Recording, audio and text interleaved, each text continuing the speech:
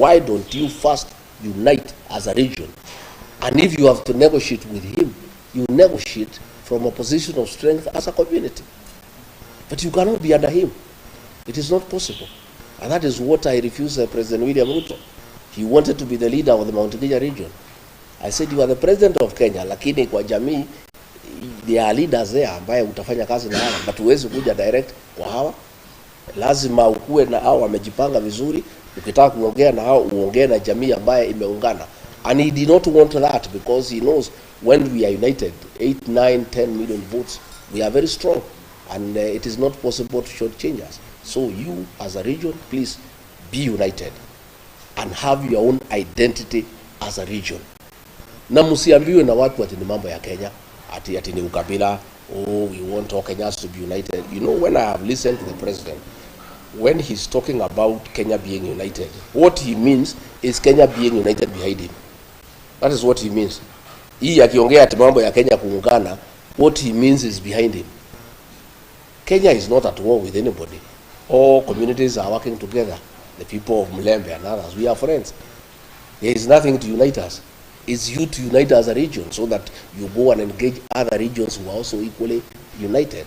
So, kibarua iko kwenu, my friend from the people. As you speak, do you think that the mountain is one? Because most of the political analysts have said that the mountain is divided. Most of those analysts are not from that region. They don't understand that region. That region learned bitter lessons in the year 1992 and 1997, when, out of lack of experience, we fell into the machinations of President Moi and divided the region, some people behind Kibaki and others behind Matiba, and we lost. Since the year 2002, we have remained united all the time, and that is why we are always in government. And that is why we are going to be the next government. The mountain is one. In fact, we have even now, the Kamba people have come in as Mount Kenya South. The mountain is getting larger. Tunataka hata nyinyi watu ya Mlima Elgon pia tuungane. You know, tutukue watu moja so that we can make progress. You know, so those are people who are wishing that the mountain is divided so that they can manipulate us politically. I can assure you they will be sorry, they will be ashamed. The mountain will vote in one basket. To a man, 99% they'll vote in one basket. Hiyo ingine ati kugawanya, you can divide leaders. Those leaders ambaye wanatumika na rais kugawanya watu ya mlima, none of them can go home for Christmas. That tells you. Viongozi wako, they are divided, some are in Mombasa, some are in Eldoret, others in Nairobi. None of them can go to the mountain because the mountain itself is solid. And it has said those are traitors to the community. They cannot go home because they are being used by the president to divide the community. And the community has refused. I want to ask the people of Western to have unity of purpose, to be one as Western region. The 4 counties, plus your diaspora in Nairobi and Mombasa, talk as one, put together 5 million votes, and agree to come out on the voting day. And I can assure you, if you do that, you will be in government for eternity. You will never be out of government. But if you continue being divided, and you continue dealing with national matters through proxy, through a third party, where will you go as a region? And don't you have competent sons and daughters who can lead this region? Why do you need a third party to lead your community?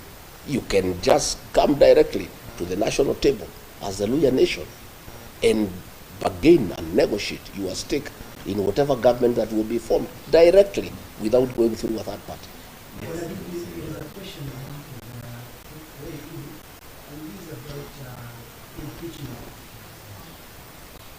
Considering the laws that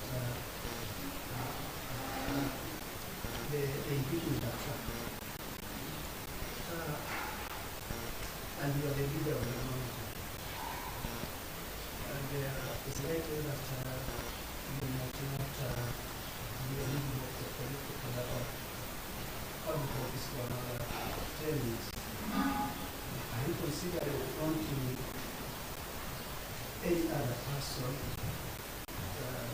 pushing the agenda, or the agenda on the table, or do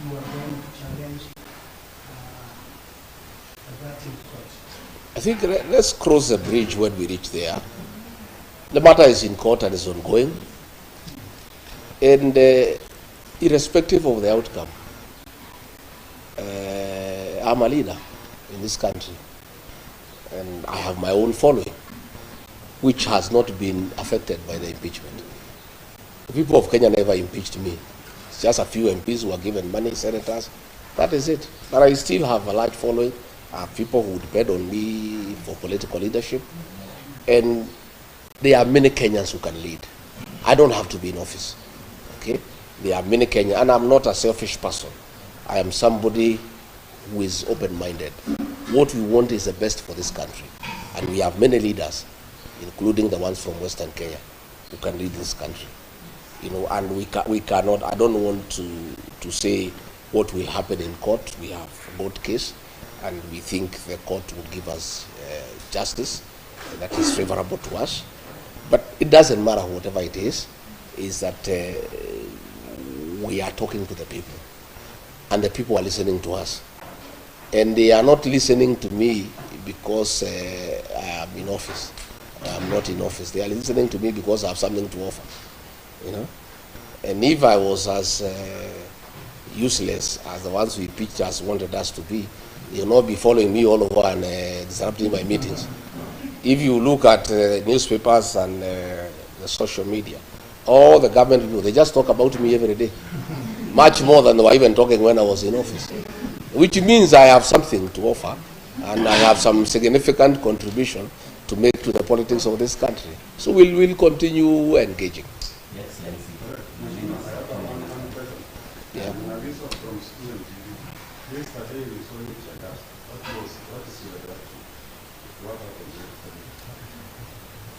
You know, we have a desperate regime that has lost favor with the people of Kenya. Desperate people do desperate things. A police officer threw tear gas at us.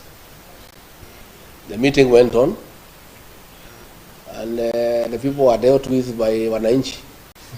You know, Wananchi are protecting our meetings. Our Wananchi will not allow that kind of nonsense anywhere.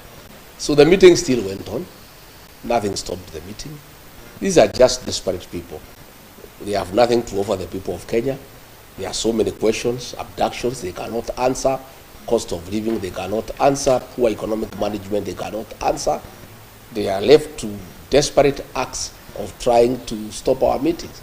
In fact, those acts of trying to stop our meetings make the people more agitated by the government, and they become very rebellious.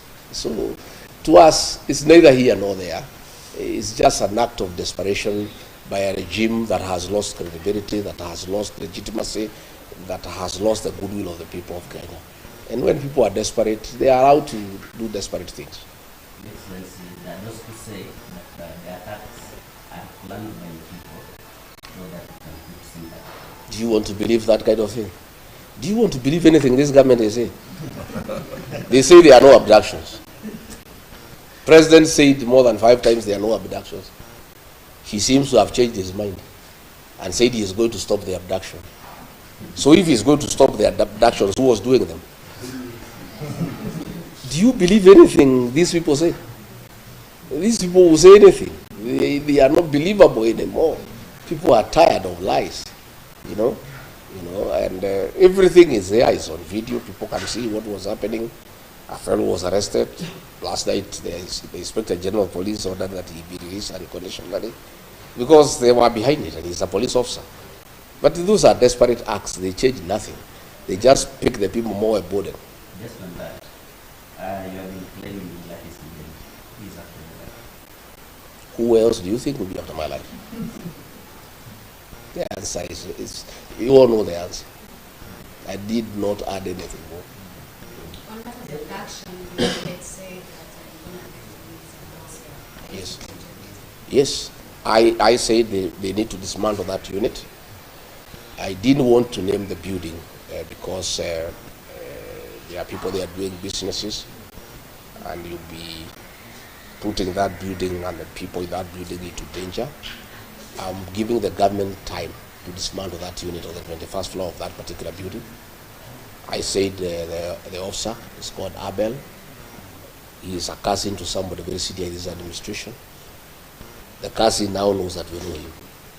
So I have a feeling, I'm not sure, that the decision by the president to admit that the abductions and he'll stop them are quite informed by what I said, because we are getting nearer to the truth. So, but since the president spoke, now is almost 64 hours. The people have not been released. We would like these young people to spend the new year with their families. So, Mr. President, you said utakomesha, lakini hawa watoto bado hufika nyumbani. Order their release from wherever they are. Waende nyumbani, wakae na wazazi wao, washerekee mwaka mpya. You know, the parents are in anguish, they are in agony. Kusema utakomesha is not enough. You need to actually do it by having those young people released. And as I said, it doesn't matter how many people you abduct, it doesn't matter how many meetings you disrupt, unless the president deal with the issues that have made the people of Kenya very angry, he's wasting his time.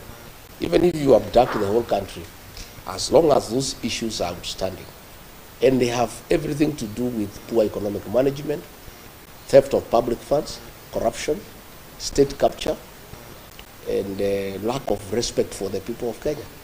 Hii kutukana watu wa Kenya, kusema wako na mapepo, calling them stupid, those are the issues that you have to deal with. Even if you abduct young people, it will not solve any problem. It will not. Maybe Your Excellency, I was in that city,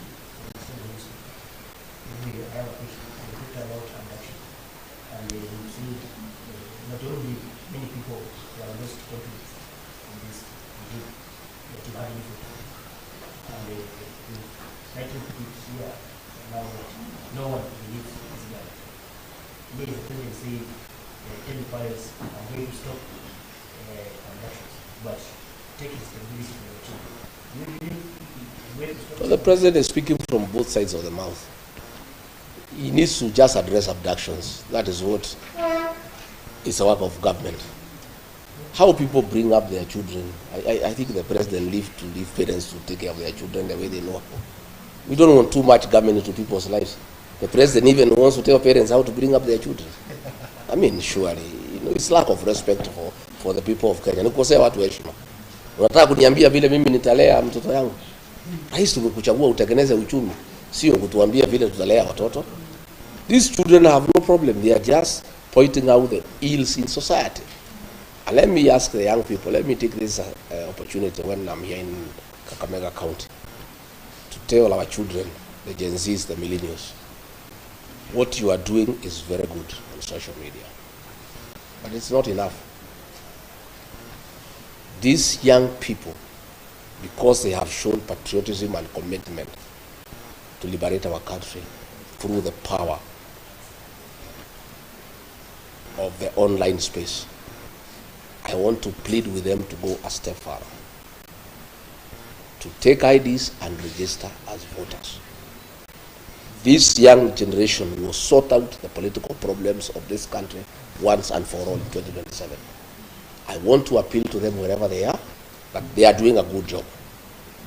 But to complete what they are doing and to make it meaningful, we need regime change.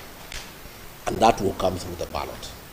Much as they are doing a very good job on social media, on the X space, much as they are doing very good on TikTok, that is only a certain percentage.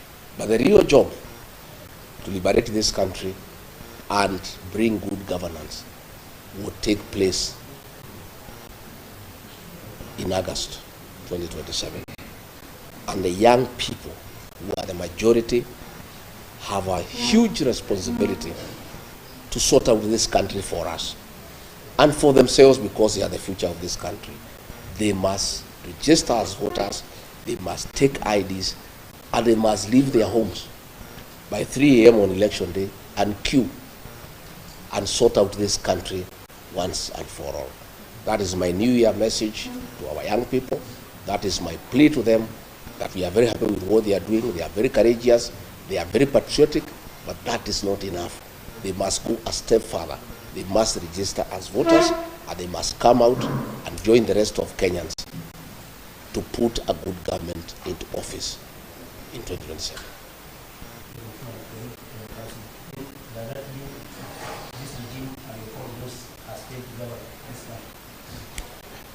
I think you have the answer. If you listen to the people of Kenya, it's an answer I don't need to tell you. You can hear what everybody is saying. Everybody is disappointed that all the promises that were given have turned out to be lies. And bad as it is to lie with those promises, we continue lying to the people more and more. You have seen the things that are going on in the health sector. You have seen the housing program. That housing program has nothing to do with houses for the people of Kenya. It's about business. Very senior people in government have shares in a company that is manufacturing cement, steel, and iron sheets.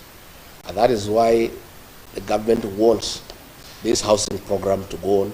That is why there is a housing levy to get enough money so that the people in the housing department, they force the contractor to sign a subcontract for the supply of cement, steel, and iron sheets with a company where very senior people in this government have shares.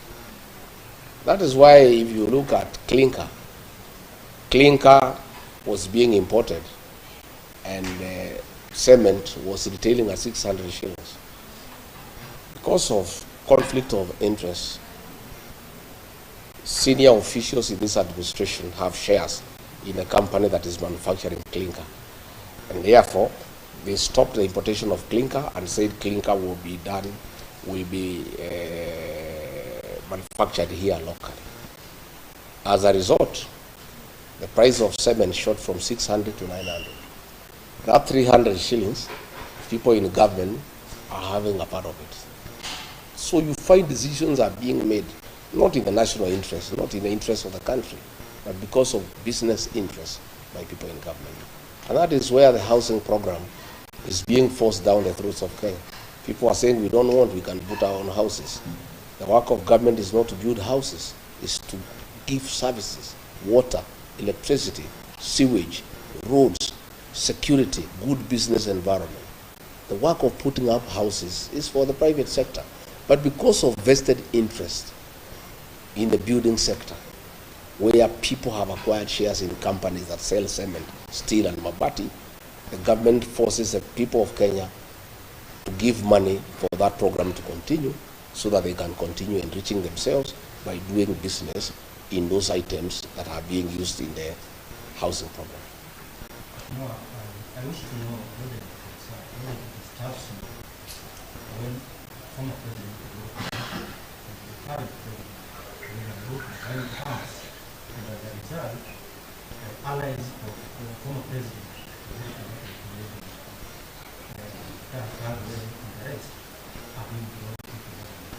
does it disturb you? Why would I? Yeah. Why would it disturb me? Since those people came into government, has the prices of unga gone down? Have abduction stopped? Nothing. I'm not disturbed. I'm not even bothered. It's not even. It's a non-issue as far as I'm concerned. And change of ministers in this government is musical chairs. And I said when I had an interview with NTV, it's pointless. The president makes all the decisions himself. So even if you keep on changing ministers, you bring so and so, you move. It's a game of musical chairs. It has no impact into the overall management of the affairs of this country because all the decisions are made by the president. So it doesn't. It matters less who is minister and who is not. That's actually also your because he also has, his own share. Well, I have not heard President Uhuru Kenyatta says he's interested in leading this country. He's retired. So I don't know how would be overlooking him because he's a retired president. We have not seen him participate in politics. So I don't know how his meeting with President William Ruto would affect leadership or politics in this country. He's a retired president.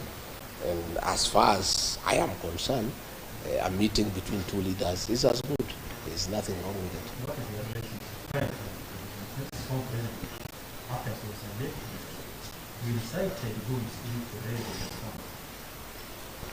I have asked you whether you want to believe anything that has been said by this government. I don't want to dignify such ridiculous accusations by way of an answer. Uhuru is our son, and he's our leader back at home, and we respect him for the work he has done for this country, and we continue respecting him for what he did for this country. I want to ask this question because completely, when you took over, the Kenya Kwanza government took over, you're on the record defending the government that you inherited empty coffers. So that's why the government was unable to carry out some development projects. So are you defending the government out of ignorance, or did you do that time? I was defending because that is the situation that was presented then. But 1 year down the line, I found we had lost focus, and we were doing things that are not a priority to the people of Kenya because of state capture, the housing program, for example. The changing of the university model, a model that was working, the doing away with the NHIF and bringing a new system called SHIF, when there is no proper interrogation of how it can work.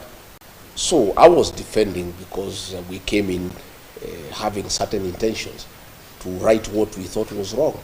But along the way, I found that most of the things that we were doing were not in national interest. And I started saying no. And that is when I started having a problem with the president by saying, no, this is not right. Let's listen to the people of Kenya. The finance bill, Kenyans are opposed to it.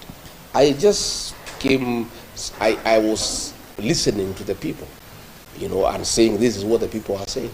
And that is where we started having disagreements, because I was insisting that we must listen to the people of Kenya and follow what they are saying.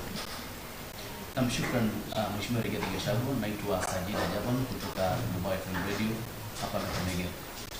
Swali langu litahusiana kwamba tangu ulipoweza kumwondolewa madarakani na mwenzio naibu wa rais wa sasa Profesa Kithure Kindiki akaweza kuteuliwa kama naibu rais, je, mlikuwa na mahusiano mazuri sana? Je, uhusiano huo ungalipo baina yako na Mheshimiwa Rigathi Gachagua? Swali la kwanza. Swali la pili, alipoteuliwa katika siku ya kuapisha pale KICC, Rais William Ruto alisikika akisema kwamba hakuwa na yule msaidizi wa kumsaidia kuweza kuelimisha Wakenya kuhusiana na miradi ya serikali.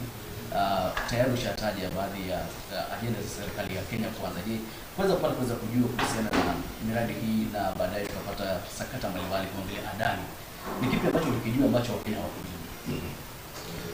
Yes, I heard the president say that he was lonely at the presidency because there was nobody helping him to defend government programs. That is true. I was unable to defend most of them because I could not defend theft and corruption. I could not defend Adani.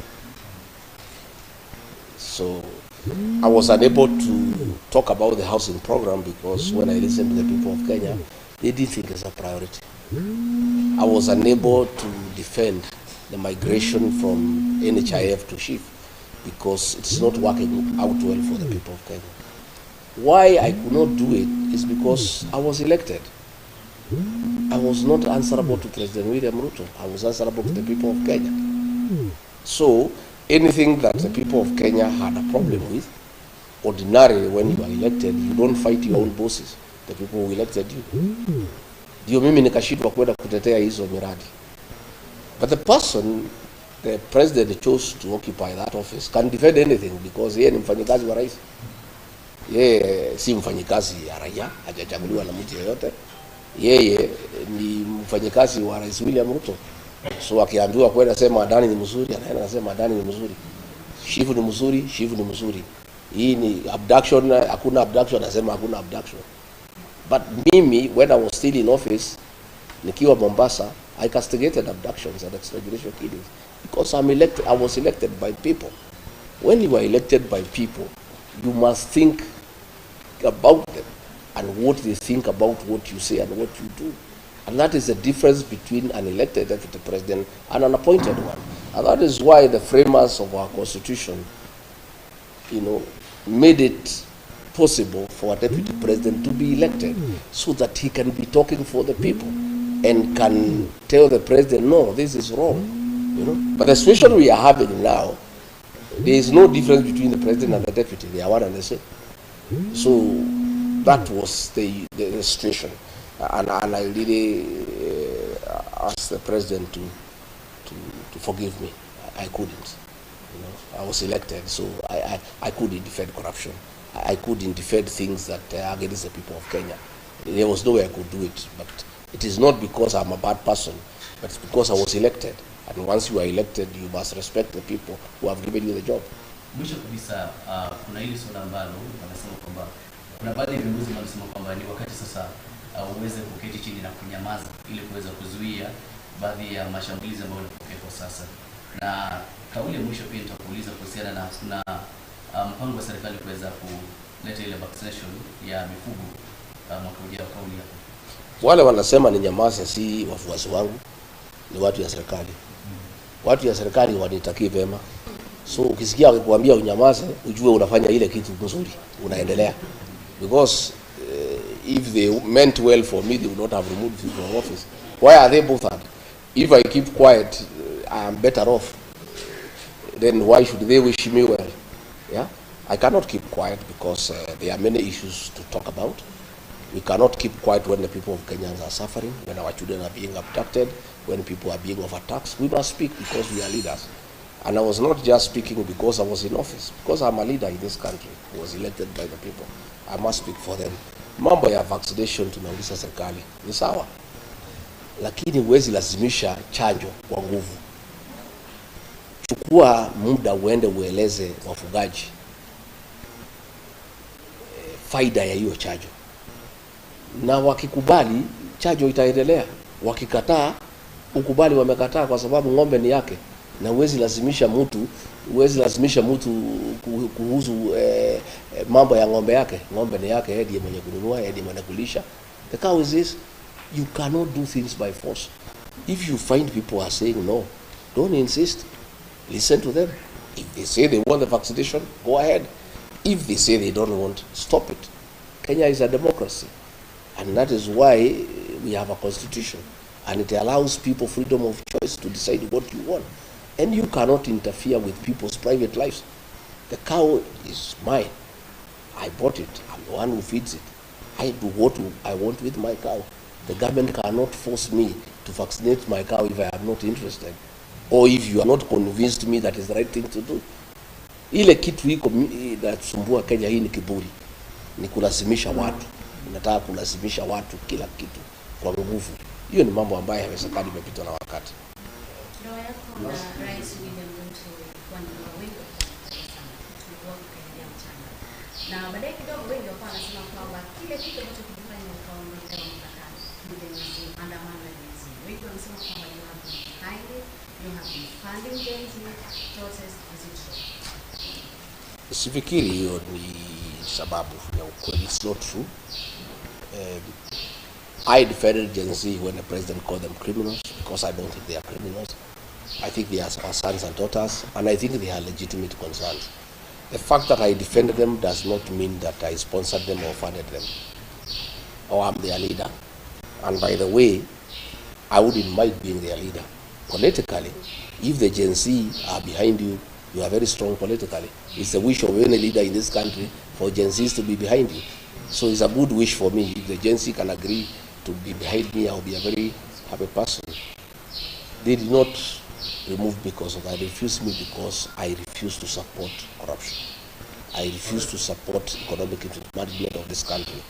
I refuse the president to divide my region, the Mount Kenya region, for political expediency. I say he cannot divide them. Those are the issues. And I refuse to be a yes man, say yes to everything. Those are the issues. Anything to do with Gen-Z or the shareholding or his tribal, that is just talk. But the real thing is that I would not be party to some of the things that the government was doing. The last question, please. We've seen the procedure for political leadership. Is there anything for open? Are you going to form another political coalition? I think if you listen to me speak, I said we are all working towards liberating this country, but every leader has a responsibility to put his people together. I am putting my people together. Eugene and others are putting their people together. Everybody, once that has been done, we'll be having a conversation in the new year. How do we now come up with a formula of how to come up with responsible leadership that will be responsive to the needs of the people of this country. So this is an ongoing conversation. It's a process. It takes time, but I can assure you that we have patriotic men and women in this country who will do whatever it is, who will sacrifice a lot to make sure that we get the right governance into place for the benefit of the people of this good country. Asante sana kwa muda wako. Asante. Tena Mlenge Nation.